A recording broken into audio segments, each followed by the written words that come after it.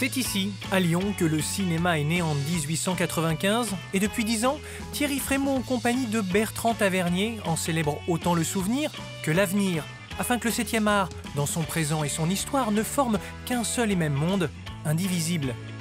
En compagnie d'artistes du monde entier et en présence du public, ils reconduisent chaque année ce pari fou de faire du cinéma classique un lieu où l'on nous montre des choses qu'on ne voit pas ailleurs. Vous vous ennuyez ici? Ça vous étonne? Il y a la mer, les bateaux, les gens qui passent. M'ennuie partout. C'est peut-être parce que vous êtes trop belle et que vous obtenez trop facilement ce que vous voulez. Pour cette 10e édition, c'est l'actrice, l'icône, la militante qui a tourné avec Norman Jewison, George Cukor et Arthur Penn, qui sera célébrée et honorée. Jane Fonda, l'étoile hollywoodienne, viendra partager à Lyon un peu de cet éclat qui rend notre vie plus lumineuse. Alors, avant de débuter les festivités, nous avons invité Thierry Frémaux à venir nous dire comment le cinéma l'aide à vivre le monde.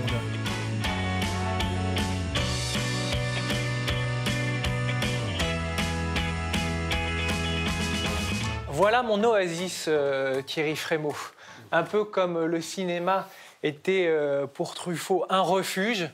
Mais quand ce refuge est habité par Stanley Donen, Otto Preminger, Chaplin, il se sentait protégé. Est-ce que vous vous sentez protégé, vous aussi? Oui, par tous ces livres qui sont là, c'est bien. Donc vous êtes bien. On peut parler cinéma. On peut. Eh ben, on va en parler avec cette 10e édition du festival Lumière que vous pilotez depuis le début avec votre complice, ami Bertrand Tavernier, ce rendez-vous mondial du cinéma classique.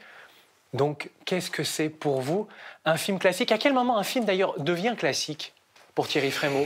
Il y a des textes qui sont très précis, enfin qui changent d'ailleurs, genre un film peut passer dans les cinémathèques après un an d'exploitation. J'allais presque dire un film devient classique après le premier mercredi. C'est le cinéma, c'est un art très particulier où tout à coup chaque film balaye les autres, un moment de purgatoire et puis ça revient. Et quand on parle de la critique, je crois que l'un des meilleurs critiques, c'est le temps. Et c'est le temps peut-être qui rend les œuvres classiques, mais c'est valable aussi pour les autres arts. Et le mot classique d'ailleurs est un mot que ce festival a aussi contribué à rendre naturel. Parce qu'avant on disait vieux film, patrimoine, il y avait tout un truc qui faisait un peu chef-d'œuvre en péril. Ce qui est vrai d'ailleurs, le cinéma est toujours en péril physique. Hier je lisais un papier dans la presse américaine, comme quoi les films des années 80-90, il faut faire un peu attention, ça commence aussi à disparaître. C'est moins d'ailleurs la disparition physique pure, comme le cinéma muet qui a disparu à 70%, que la disparition des éléments. On ne sait plus qui a le négatif, où est-il, il est en mode état, mais on ne sait pas où il est, etc. Et nous, on voulait apposer le mot classique au cinéma, comme on le fait pour la littérature, la musique ou la peinture. C'est-à-dire qu'il y a un acte contemporain, un art qui continue de se développer, le cinéma, mais il a une histoire. Et il y a des œuvres qui ont ponctué cette histoire, et ces œuvres-là sont aussi classiques dans la mémoire de l'humanité, que la Joconde, que la petite musique de nuit, etc. Alors pour que les gens comprennent bien, Thierry, elle est où la frontière pour vous entre ce cinéma classique qu'on dit de patrimoine et la modernité? Parce que il y a Stanley Donen, il y a Otto Preminger, ils sont classiques et quand on les revoit, j'ai l'impression qu'ils sont extrêmement modernes. Oui, voilà, ça n'est pas forcément un critère d'abord de qualité ou un critère de modernité ou un critère de tout simplement. En effet, quand on dit classique, il y a le côté culte qui vient juste après. C'est une œuvre classique. Moi, je dirais plus que le mot classique, on peut l'apposer à un moment de l'histoire, en gros, à tout ce qui est derrière nous. Parce qu'en plus, quand je vous disais le temps est le meilleur critique, en même temps, le temps aussi il fait des erreurs. Et parfois, le temps va oublier quelque chose qui va ressurgir 20 ans plus tard. Mais il est clair que quand vous parliez de Truffaut, quand François Truffaut, Jean-Luc Godard, dans les années 50, sacralisaient les œuvres de Murnau, elles les précédaient de 30 ans seulement. Or, nous, on est en 2018. Qu'est-ce qui nous précède de 30 ans? Les années 80.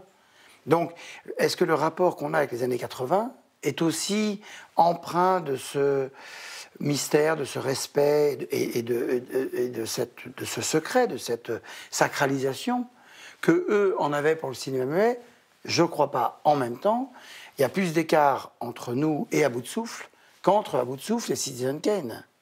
Or, pour nous, on pourrait dire, en effet, À bout de souffle, c'est là. Taxi Driver, 1976, ça a plus de 40 ans. Et c'est là, Taxi Driver. Et les films de Luc Besson, les films de...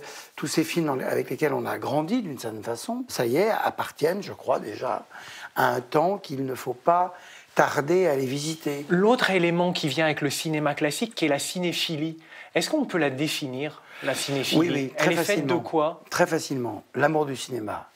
Point.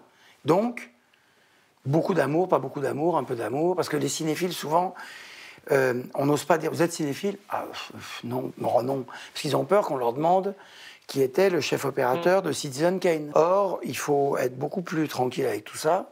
Martin Scorsese me disait, moi j'ai eu le sentiment de devenir cinéphile quand j'ai retenu le nom des metteurs en scène. Quand on est enfant, on retient le nom des acteurs. Puis peu à peu, moi je me souviens quand je suis devenu cinéphile, j'allais au cinéma avec mes amis, ados, puis peu à peu nos chemins se sont séparés. J'allais voir d'autres choses. Puis j'allais voir des films en version sous-titrée. Et puis je me souvenais, j'arrivais, ah mais oui, c'est le film de un tel. Ah, il a fait autre chose, tiens, je verrais bien ça aussi parce que son premier film m'a plu. Je vais vous proposer 3 films que vous avez sélectionnés pour voir la carte blanche qui vous est offerte sur OCS. Et vous allez me dire celui qui dit un petit quelque chose de vous. Alors, il y a La dernière séance de Peter Bogdanovich qui sera présent, ça sera un de vos invités d'honneur. Il y a Gueule d'amour de Jean Grémillon et il y a Écrit sur le vent de Douglas Sirk. Quel est des 3 celui qui dit quelque chose de vous?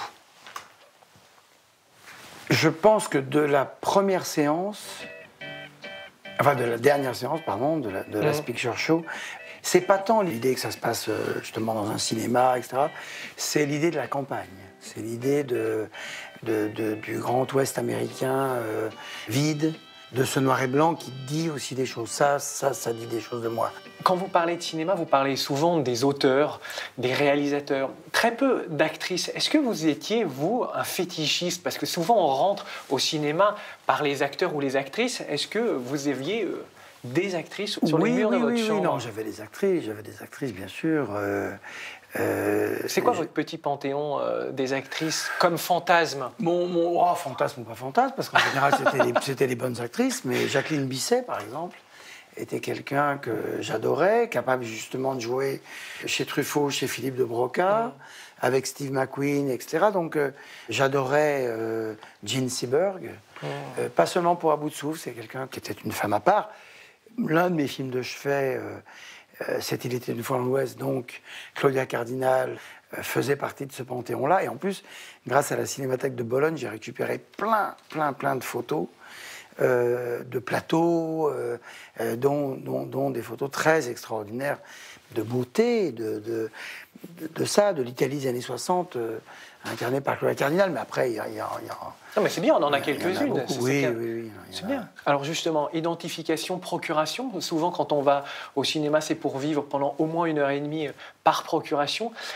Quel film qui sera présenté au Festival Lumière pourrait être un lieu dans lequel vous auriez aimé vivre? Est-ce que c'est un film d'Henri Decoing, puisqu'il y a des films d'Henri Decoing qui sont proposés, ou un film avec Fonda, Henri, de son prénom? De Thierry Frémaux, où est-ce qu'il se trouve? Henri Fonda, il y a beaucoup de choses, mais on montre un film assez rare de Preston Sturges qui s'appelle Lady Eve, Boule de feu. Avec Barbara Stanwyck. Oui, avec Barbara Stanwyck. Voilà, Barbara Stanwyck aussi. Un bon fantasme. Une actrice que j'adore beaucoup. Donc ça, c'est une comédie. Oui. Alors que si je vous cite Les raisins de la colère, et c'est un film douloureux. Donc c'est difficile de dire, j'aurais adoré vivre à l'époque des raisins de la colère, parce que non, précisément, le film montre de la douleur. I'll be everywhere, wherever you can look. Wherever there's a fight so hungry people can eat, I'll be there. Wherever there's a cop beating up a guy, I'll be there. I'll be in the way guys yell when they're mad. I'll be in the way kids laugh when they're hungry and they know supper's ready. And when the people are eating the stuff they raise and living in the houses they build, I'll be there too. J'aurais adoré vivre dans L'Homme tranquille, dans les paysages irlandais de L'Homme tranquille de John Ford. Cette espèce de village, dans cette communauté de gens. Ça, c'est le cinéma de John Ford que j'aime énormément. Si vous prenez La Bonne année de Claude Lelouch qu'on va montrer. Bonjour, madame. Je vous demande cette table.